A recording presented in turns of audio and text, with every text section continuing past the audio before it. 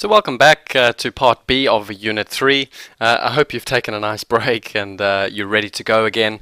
So very simply, as I mentioned at the beginning of Unit 3, all principles predominantly applied in cash hours. I explained why. Don't forget, there's no exact science. Okay, it's a principle. Therefore, always manage your risk.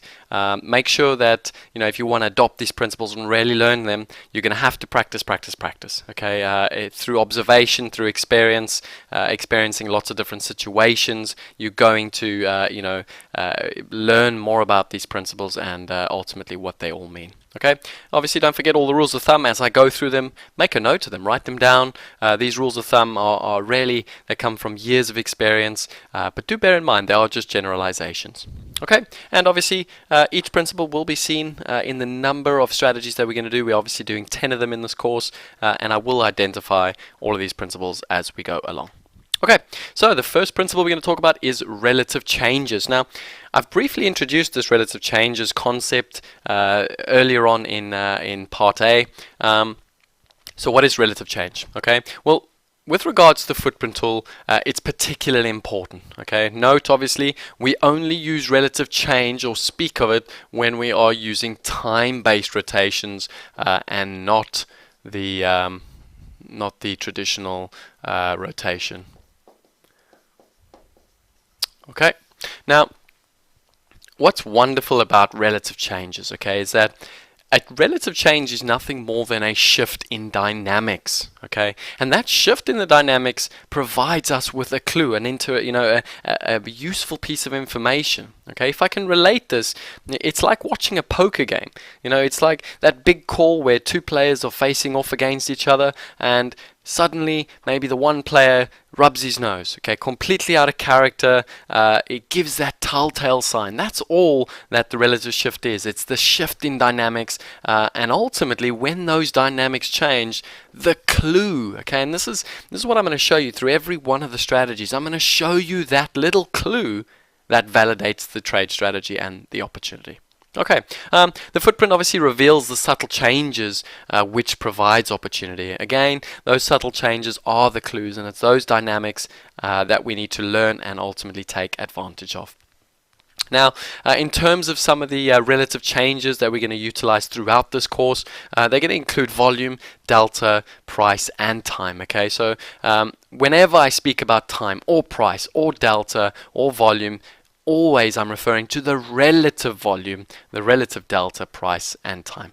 Just in terms of price, I think that's probably the least obvious. What I mean in terms of relative price is the dynamic or the price response. Okay, so in other words, it's a relative shift in how prices are being auctioned. So we can see the relative shift from, say, these two rotations compared to this rotation is very different. Okay, now in terms of where we're going to talk about relative changes, it's going to be throughout all of the strategies.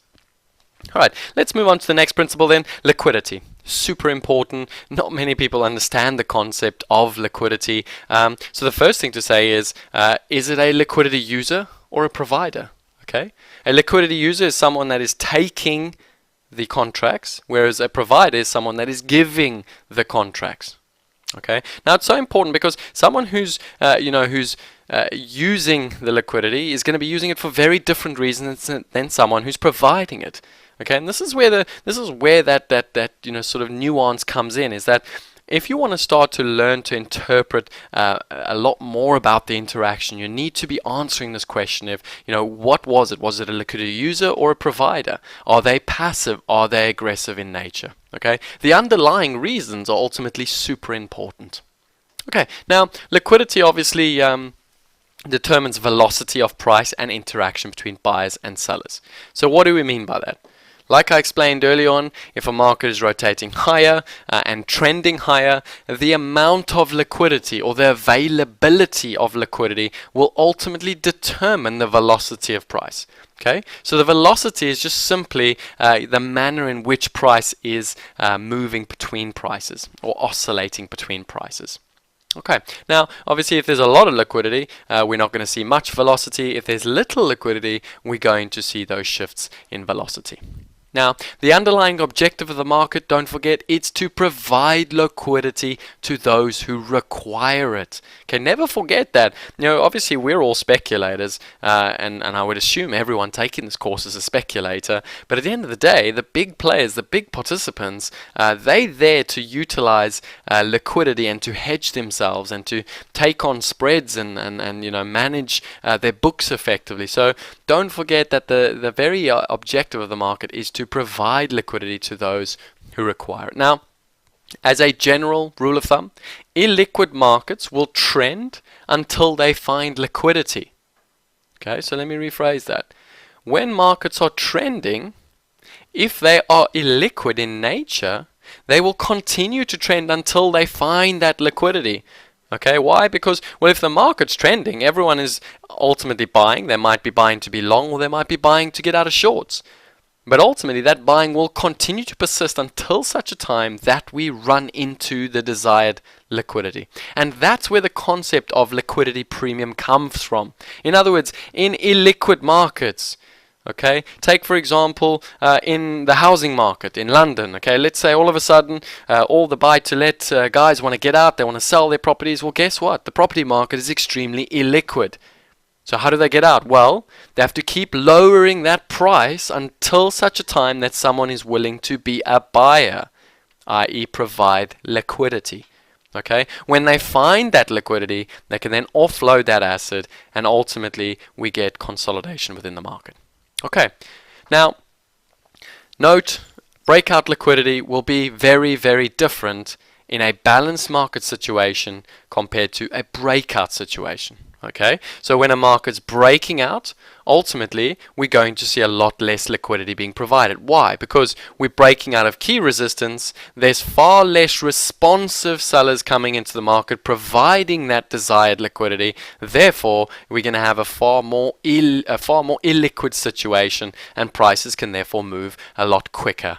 Okay, obviously in terms of a balanced market situation, we can see that both buyers and sellers are providing liquidity to the market, and therefore markets can remain relatively subdued and sideways. Okay, now in terms of this concept, just very briefly, I've got a nice little chart for you. Now, if I was to highlight illiquidity, I think one of the key sections is, now again, you're going to look at that on the footprint, you're going to say, oh, okay, that looks like an imbalance, which it is. Okay, so in illiquid conditions, we tend to get a lot more imbalances. Now note, the market auctions higher, it leaves this, imbalance area within the rotation, and once it finds the liquidity, it then starts to rotate sideways. Now note, obviously we spoke briefly about imbalances, so I'm just going to show you a neat little trick, but again, don't worry too much, we're going to spend a lot of time on this in the imbalance strategy section. Note, once the market gets back below that low volume area or imbalance area, what does it do? It stops back down in the opposite direction and we fill out the imbalance. Okay, that is one of the key strategies I will teach you in the imbalance section. Imbalances do get filled out and traded out over time. Okay, so obviously we can see a couple of low liquid areas on the footprint, but ultimately that is the concept of liquidity, which we are going to apply across all the strategies. Now, my single favorite part of the footprint chart, okay, delta pocket positioning. I'll explain this to you quite nicely. So very simple. I'll show you on the chart in the next slide. But very simple, delta positioning arises from initiative taken. Okay, so I'm going to draw this for you. There's our initiative from our buyers. Now, as the buyers are stepping in and buying, they are leaving a trace. They're leaving footprints in the market, and they're showing the nature of initiative. In other words, they're taking initiative to drive prices higher. Now, as they're moving prices higher, okay, obviously as prices move up, we are going to see a little bit of responsive selling, but ultimately they are accumulating positions on the way up, and those positions they will need to defend at some point. Okay, now as a rule of thumb, as the delta accumulates, okay, price must make headway on the objective. In other words, as prices are rising, and more buyers are coming into the market, and the delta is rising as well, we must also see price responding in that direction. Otherwise, like I said earlier, the component of time tells us that the longer buyers are unable to move prices higher, even though they are more aggressive in nature, that makes them more vulnerable. Okay, so if buyers keep buying and buying and buying and buying, but they can't move the prices higher, eventually what's going to happen is prices are going to turn back over and we're going to see those positions unwind quite fast. Okay, so that's the concept of then of the market delta positioning. Now, note, markets will always test pocket positions. Okay, so by pocket positions, all I'm saying is that accumulation on the way up in a trend, okay, it tends to happen over a couple of prices, and I'll show you this on the next slide, so don't worry too much. But note, when the markets do come back around, they're always going to test these position pockets. Okay, if they hold, obviously markets will continue higher. If they begin to fail, we're obviously going to see the potential for a footprint delta unwind, which again I will talk about a little bit later. So let's see what this looks like then on an illustration. The first thing is obviously, as we can see on the chart, delta pocket positioning appears with darker regions. Okay, so we can see price moving, so we're seeing the initiative, but then as we're seeing the initiative, we're seeing these little pockets of positioning. Okay, so this is effectively, we can see up here, we get some shorts in the market then moves down. Okay, so go from dark colors to light colors. Then again, we can see obviously the market still has these light colors. We see a bit of pocket positioning and dark colors, a bit of light colors, and pocket positioning again. Okay, now all the pocket positioning is it's simply the sellers are initiating here. They're running into liquidity, running into buyers who are responding to those prices. However, the sellers are still selling. Eventually, the buying gets overwhelmed, and again, the market then initiates lower until it finds that liquidity again, and we get that pocket positioning. Okay, now it's these little pockets of positioning that often get retested over time, and if they can hold on to those pockets, all right, the market will then continue in that vein. Now, what we can see very simply, obviously, the market provided a nice little pocket here. The market came back, tested that pocket, went back to the low, came back a second time, tested it again, and that pocket held ultimately before we then got the extension to lower prices. Now, very interesting, just note in terms of delta and volume, with the pocket positioning and this type of initiative, obviously, we're always going to see a pickup in volume, nice strong relative pickup in volume, and we're also always going to see the delta respond. Why? Because the very definition of delta pocket positioning is that within this zone and this zone and this zone, there is more selling than buying. Okay, that's why it's creating that very red pocket of positioning. Okay. Our next principle then is the delta unwind. Now, as the name suggests, it's very simply when the delta in the market gets unwound. Okay, so why does it get unwound? Well, short-term positioning becomes unstuck. Okay, like I said to you, time is a key proponent in the auction process. If a market is unable to move prices in the direction it's going, and over time, eventually those positions are going to fall underwater, and they're going to have to unwind themselves. So that's why it's so important that when a market is long and you feel there's initiative, you always want to make sure you're keeping an eye on time, as a good basis of how are the buyers progressing, how are the sellers progressing. Okay, now note, in terms of the positioning, when there is liquidation, this is the key to understanding a delta unwind. When we get below that point, so let's say, for instance, the market had been initiating, this was our pocket position. Okay, I'm going to call it a PP, our pocket positioning. The market comes back down. Ultimately, once we get below that point where the buyers, or the buying threshold, we get below that point where the buyers are going to stop out. Note that stop out, or below that point, the liquidation is not price sensitive. And what we mean by that is that those buyers are not concerned about what price they get out at. They're just concerned about getting out. And that's why when you take out these pocket positioning, we do tend to get very volatile stop downs or stop ups in the market. Now, I always talk about clues, and one of the beautiful things about a delta unwind is that there are always these little subtle clues before we get the delta unwind. And again, like I said, don't worry, this is just the introduction to the principle. I will show you the strategy in great detail later on. But there is always a clue, and it comes in the form of absorption. Now, we spoke about absorption earlier and what it means, but ultimately, just before we get the unwind, you'll always get a little bit of an absorption. So I'm going to show it to you in the chart next to us. What you can see, obviously, is prices were rising nice and aggressively. We had the delta accumulating. We can see the cumulative delta on the day was nice and high in this example in the gold. We can also see a real big shift in the volume dynamics as well. And all of a sudden, the market begins the process of turning around. Now, the first thing I want to show you is, notice how once we took out this bit of pocket positioning, we had a little bit of light color in between. In other words, the market very quickly auctioned up, but once those sellers had sort of shown their might and shown their strength, they very quickly initiated to the downside. Now, notice I said you will always get the process of absorption before a delta unwind, and that's it there. You can see a real pocket of positioning there, a lot of volume transacting in that little zone over 4 prices. Once we took out the bottom end of that, notice the price response. Okay, very, very quick, very, very volatile, very, very tough conditions. Anyone long are just trying to get out. Again, notice the imbalances. Okay, a lot of imbalance created by the stops coming from buyers getting out of their position.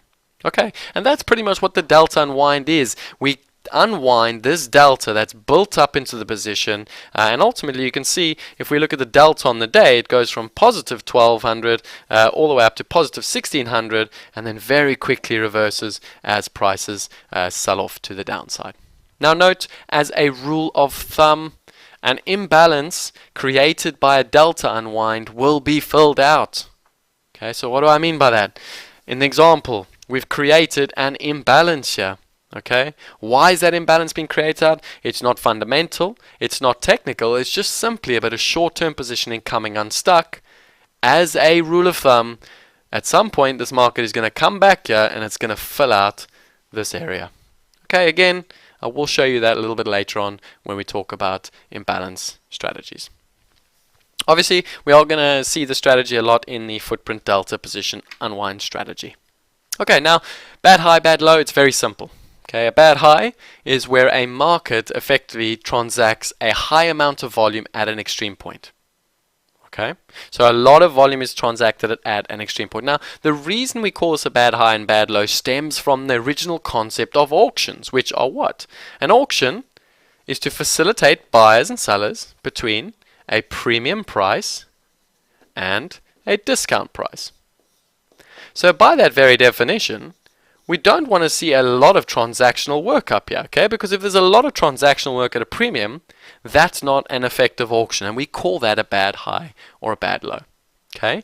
Equally, it can also be where a market effectively tests or rotates a number of times on a certain price point, and I'll show you that in a few examples. So note, in terms of the colors, you're going to see a lot of dark coloring at the extreme points. Okay, that's what it'll look like on the footprint chart. Now note, a bad high or low constitutes an anomaly, or a failure of a market to correctly facilitate trade. So when we pick up on these anomalies, they always correct themselves. As a rule of thumb, anomalies will correct. But there is a caveat, and this is a mistake a lot of traders make. They don't have to correct straight away. They can take time. Now, some of the other kind of anomalies you might have heard of are things like gaps in markets. Okay, gaps are an anomaly. All right, they do eventually get filled out over time. Okay, so that's one of the anomalies, which is a bad high or bad low. Now, to represent that in terms of a candlestick, so you can see it, this would be something what we would call a bad low in terms of price. Why? Because we can see that this market gold has tested this price point once, twice, 3 times, 4 times, 5 times. Okay, so it's a really, really badly auctioned low, and at some point the market is going to take that out and move lower. Now let's see what that looks like on the footprint. Okay, so it's very simple. What you can see in the first example is that in this market we transacted 240 contracts at the lowest price. Equally, we can see not just one, but two, but three rotations stopping at this price point. Okay, so what this is telling us is that there's a reluctance at this point in time to take out this price area. Now again, note, we call it an anomaly, we make a mental note of it and we write it down on our sheet, but eventually this is going to get taken out. Now don't forget, if an imbalance is created once we break below that point, eventually that imbalance will get filled out and traded out. Okay, so that's what it would look like on the footprint, and just another example to show you what a good high should look like. As you can see, again, the market comes up. Now note why this is a good high. Well, it's very simple. The market's come up, it's probably stopped up here, okay, but what we've effectively seen is a real a lack of trade at these higher prices, and ultimately the market very quickly auctions again back down. Okay, and we can see that obviously because the market closes substantially lower than where it got to. Okay, so that's what a good high would look like relative to a bad low. Okay, now obviously what we're going to talk about now is delta shading, quite an important principle. Obviously the footprint is based on the shading of each segment, so I want to give you a general understanding of that shading. What I am going to say from this point forth, don't get too bogged down into every single little price. Okay, don't look at every single price and say to yourself, okay, what does this shading mean? What does that shading mean? Right? It's about understanding the shading in general in each rotation.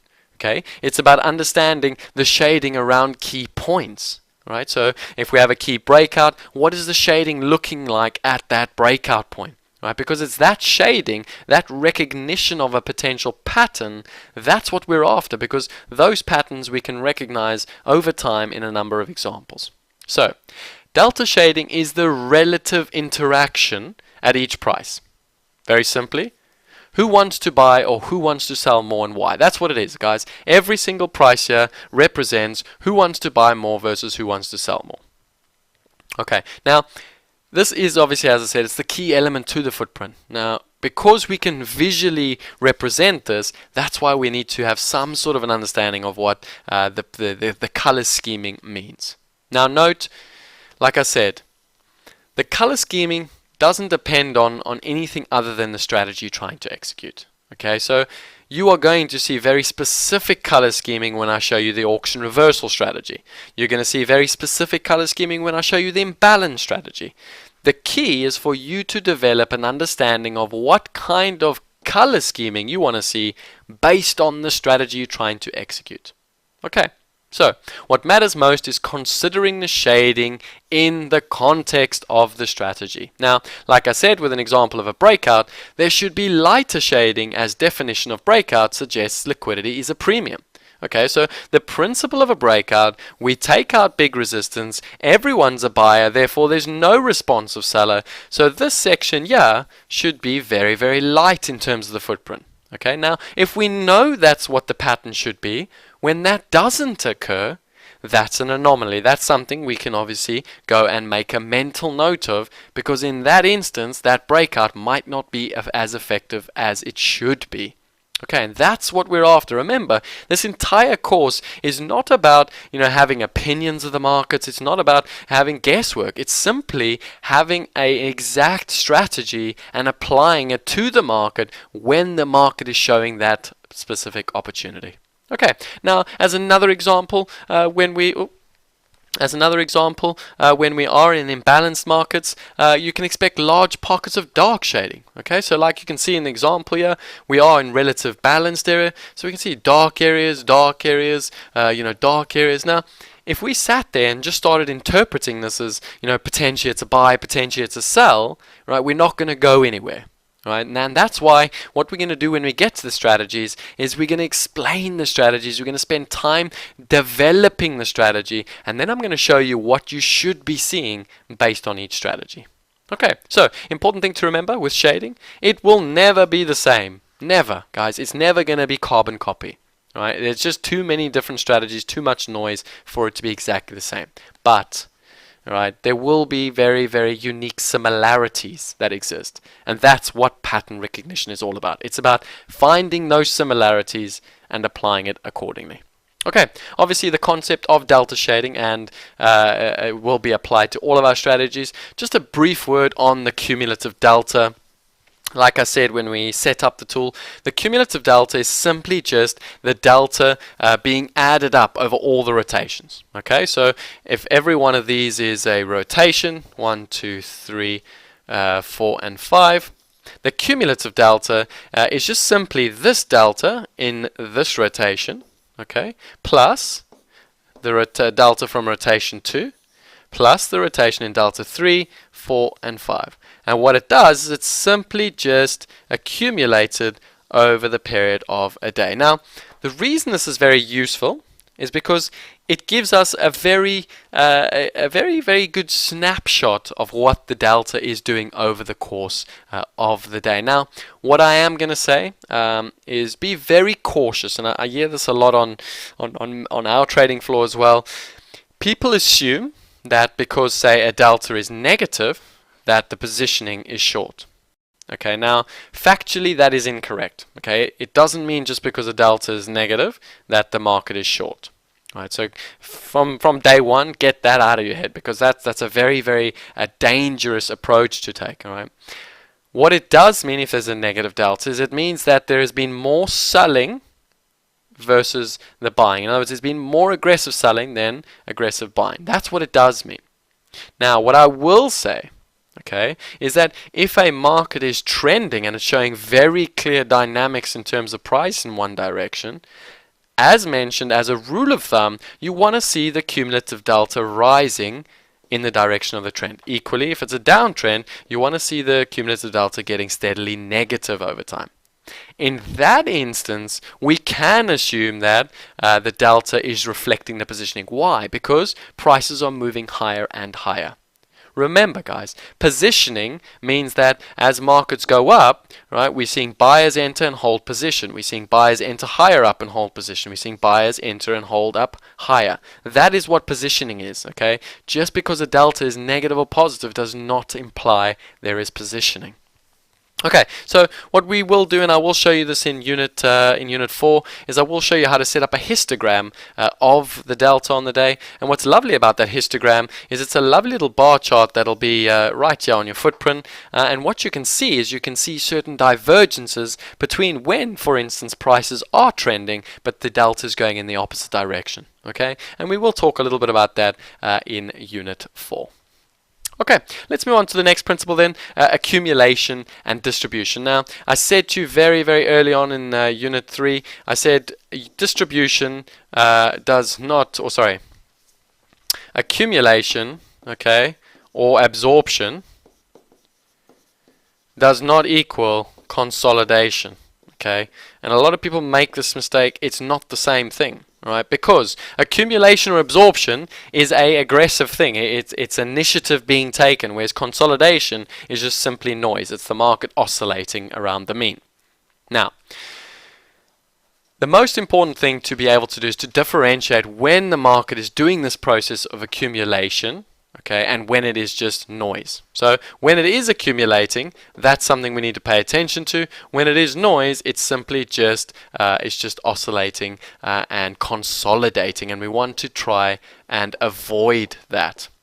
Okay, now like I said, accumulation will have relatively high volume. That's the real standout clue, right? A market can be moving sideways in a sideways range, but ultimately if it's being done on high volume, okay, that's suggesting there's actually quite a bit of accumulation or absorption taking place. Okay, I want to just write that down so you guys get the difference of the words. Absorption means accumulation, but it does not mean consolidation.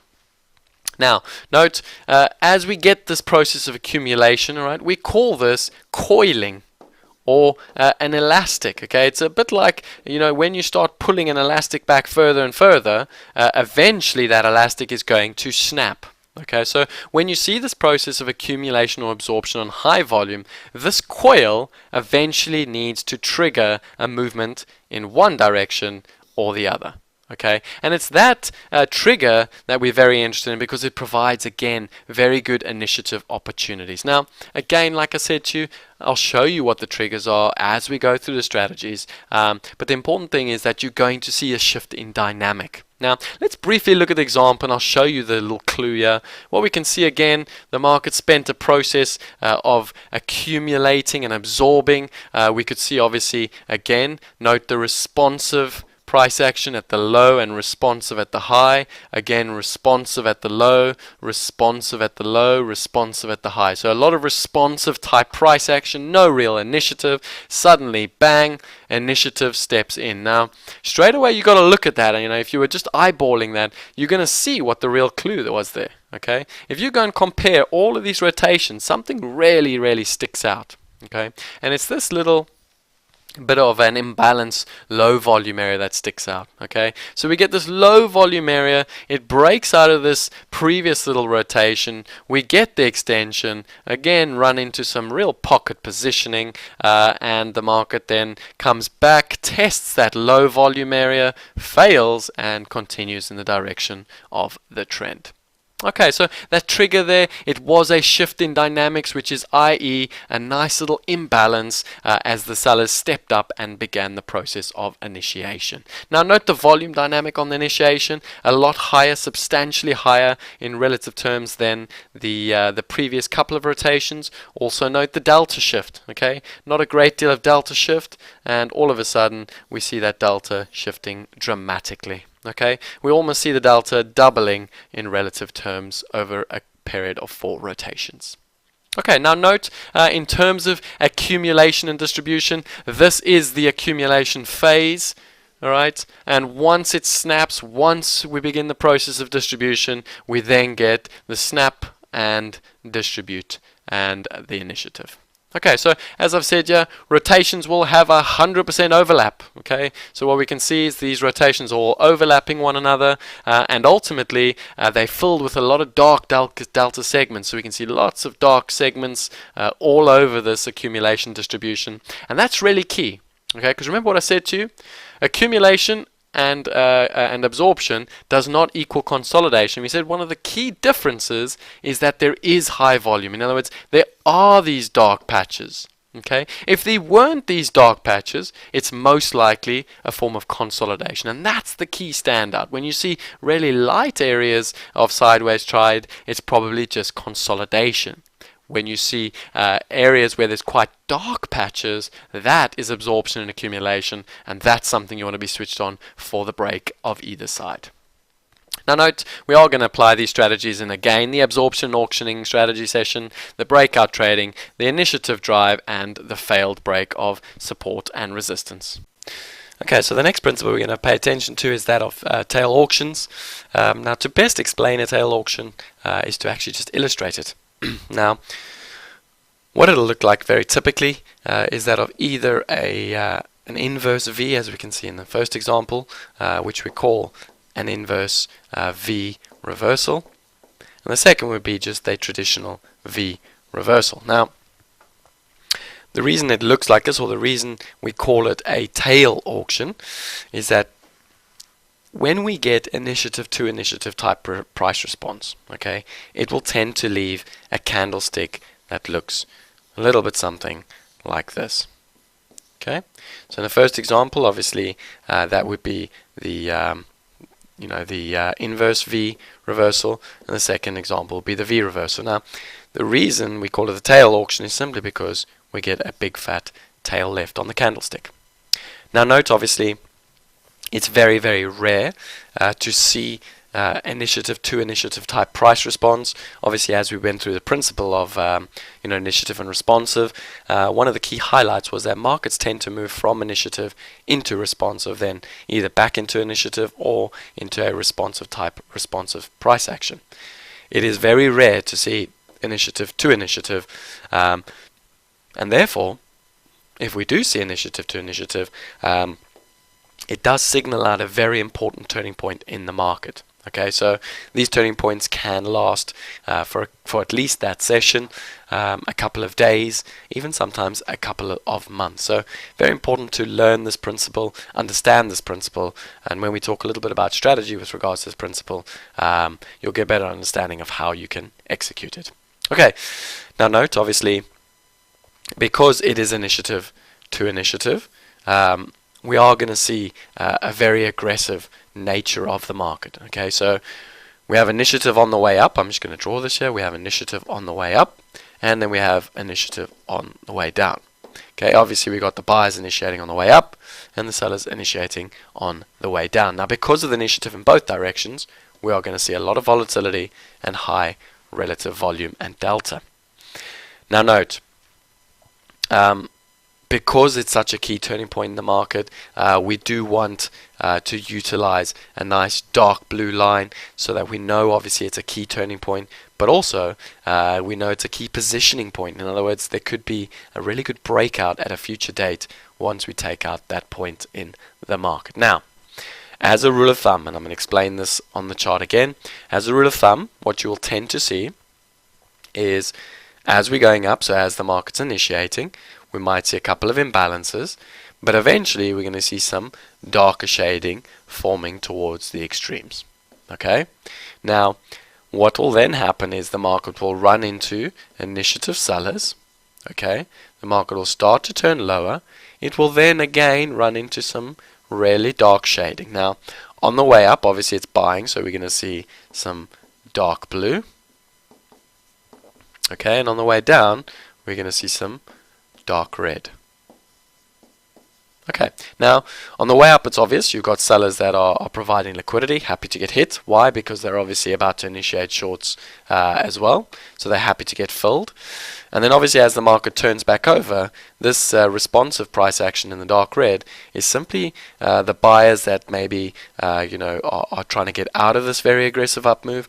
It could also be some algorithms that sold on this last move higher that are maybe taking profits, and it could also obviously be just some other time frame participants trying to get long. So it's what we call secondary response buying. Now the key point is once we take out that low left from those secondary response buyers, we will then ultimately have the continuation of initiation in the sell side direction. Now note, we can also obviously see imbalances on the way down.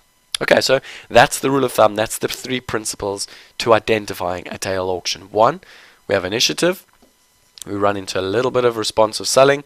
Obviously the initiative selling then steps in quite aggressively, and we run into some secondary responsive buying before then seeing the continuation of the initiative selling. Okay, now obviously if I drew that on the V-shaped reversal, similarly we'd see some initiative selling, run into some darker shades red this time. That will be obviously the responsive buying. The initiative buying will step in, take it back bid, will run into some responsive secondary selling before the initiation continues in the opposite direction. Now note, speed and time is a very important determinant for this strategy for obvious reasons. If we need to see rejection. Okay, so initiative by the very definition shows us very strong bias in one direction or the other. So time is an important way to measure how strong this buying in the opposite direction is. So we do pay close attention to obviously speed and time. Do note sometimes obviously the strategy can look a little bit something like this. But ultimately, it's not quite symmetrical as a V, but the principles are there. So that's what's key here.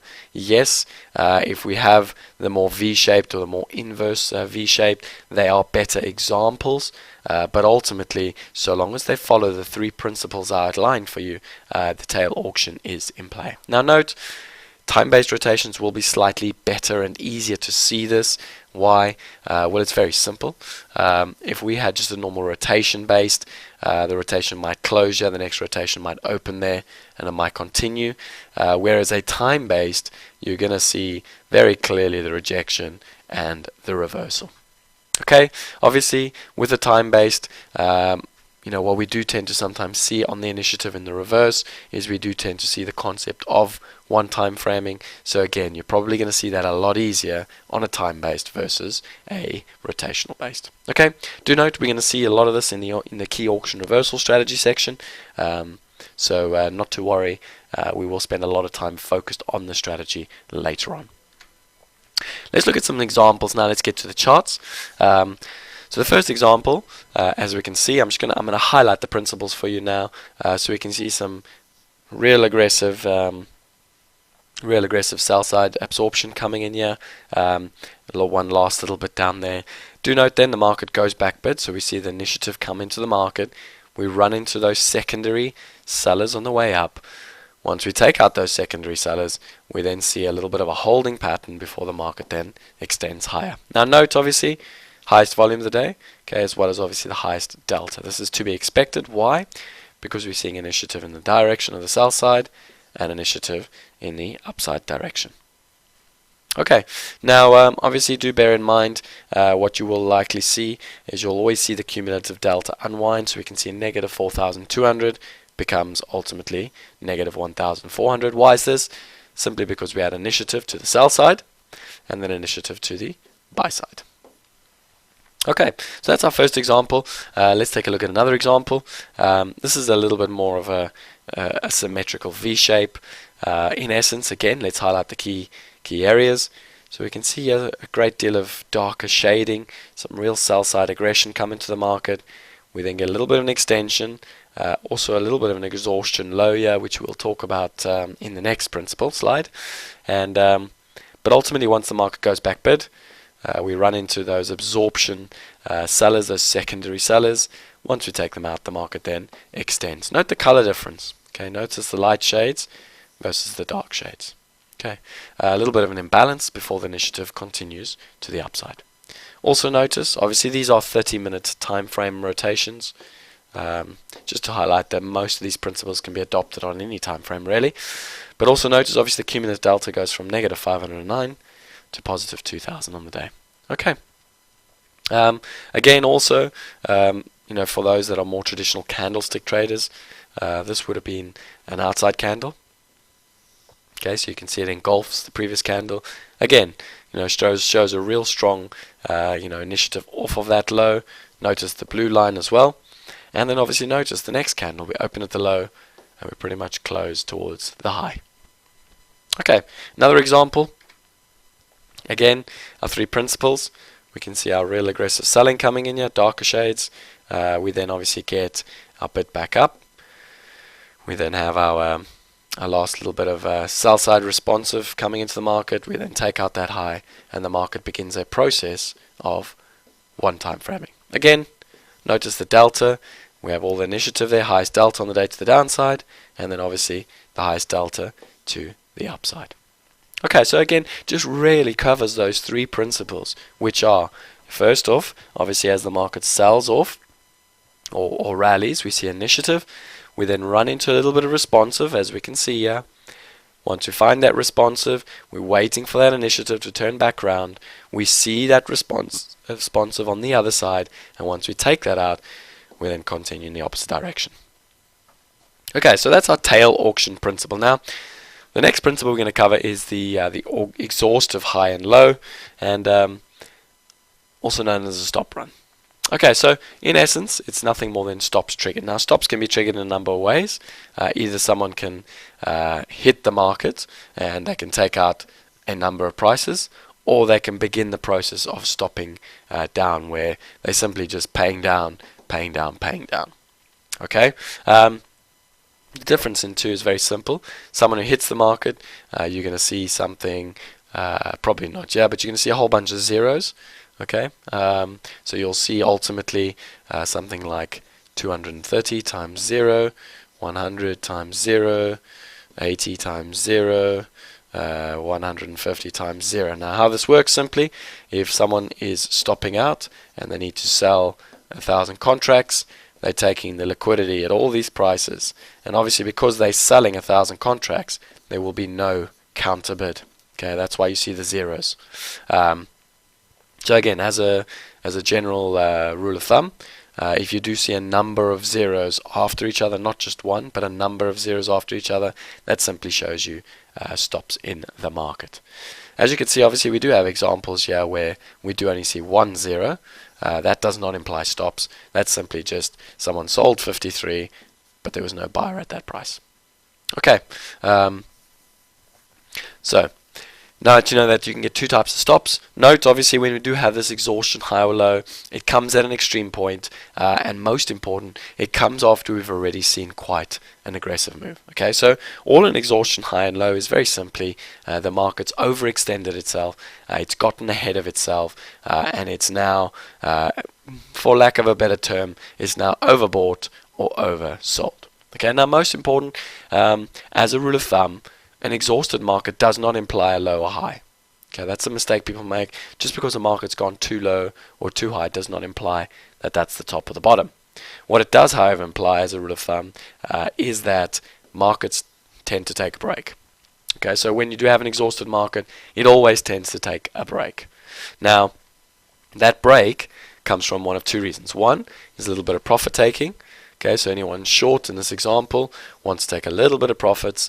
Why? Because the market has it's exceeded the number of prices it typically would. Also, you get a lot of relative value strategies, particularly by algorithms, where once a market gets beyond a certain threshold or beyond a certain variance from the mean, they do tend to then look to fade the market. So just bear that in mind. That is why we get the taking a break ultimately. Okay, now note, because of the excessive volatility, we will see exaggerated price response at extremes or within range. In other words, when these stops go off and we get the stop run, it's going to look quite aggressive. Okay, the market's going to thin out quite a lot, and it's going to be quite volatile. That being said, obviously we will likely get the highest delta, the highest volume, and the widest rotations as a result, for obvious reasons. Okay, if a market's stopping down and exhausting itself, there's a lot more time frame participants in the market, which by definition means more volume and obviously more volatility. But also, the reason we have the most negative delta is very simply, if someone is stopping down, they're going to take out all the prices from here to there, and they're only going to be a seller, which means we're going to see a very negative delta in this example, whereas if it was buying to the upside, we'd see a very positive delta. Now note, the market stop is defined by how big the stop is and where the liquidity is being provided. Now, one of the biggest mistakes I used to make, and a lot of traders make still today, is they try to catch a falling knife. Now, you're doing yourself an injustice by doing this, and I'll explain to you why. Okay, when a market is reaching what you think is overbought or oversold conditions, okay, that's important to understand, but that's not a precursor to fade. And I'll explain to you why. Okay, when a market reaches this point of overbought or oversold, there's likely to be stops in the market. Now, when a stop is executed, and I'll explain to you how a stop is executed. Let's say this is the oil market. So let's say there's a 5,000 contract sell stop order. The moment he enters the market to hit the market, he's going to take out as many prices required to fill his order. Okay. Now, we don't know how many prices that is. Nobody knows. Okay, because nobody knows how thick or thin the order book is.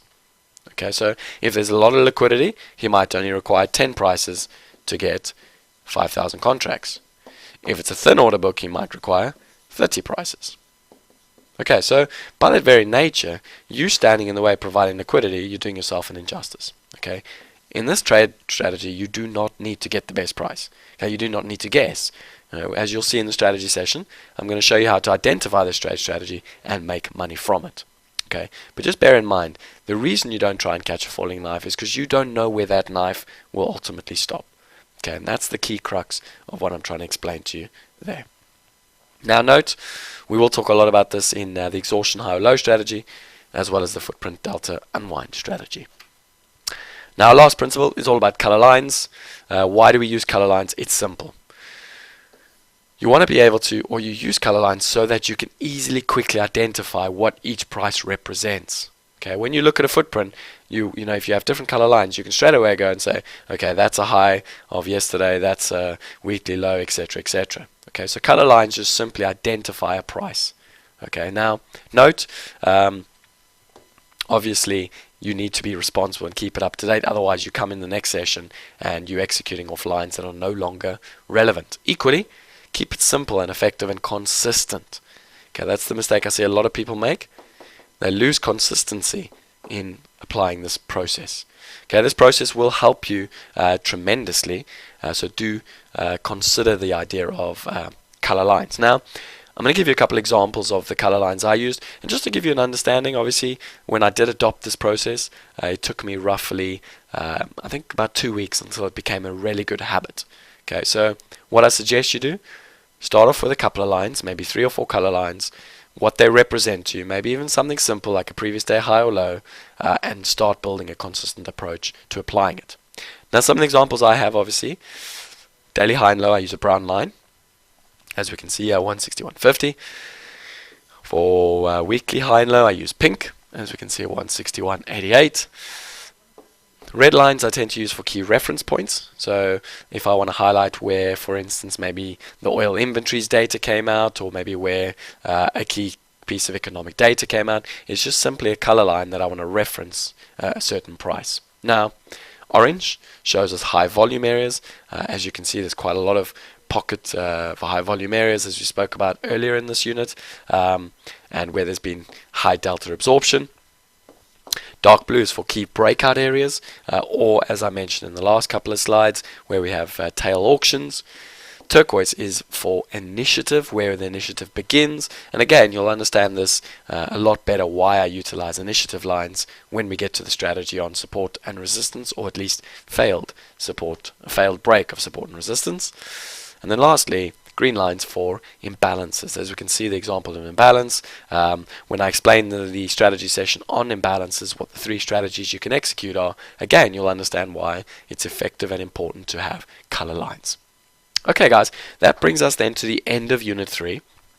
Now, what I am going to say is, obviously, we have dealt with a lot of principles. Some of them may be new, some of them may be not so new, but what I don't want you to do is panic and worry that maybe you don't quite fully grasp one of the principles, because when we go through every one of the units, 6 to 15, when I go through each one of the strategies, I'm going to show you what the most important principles are within each one of the strategies.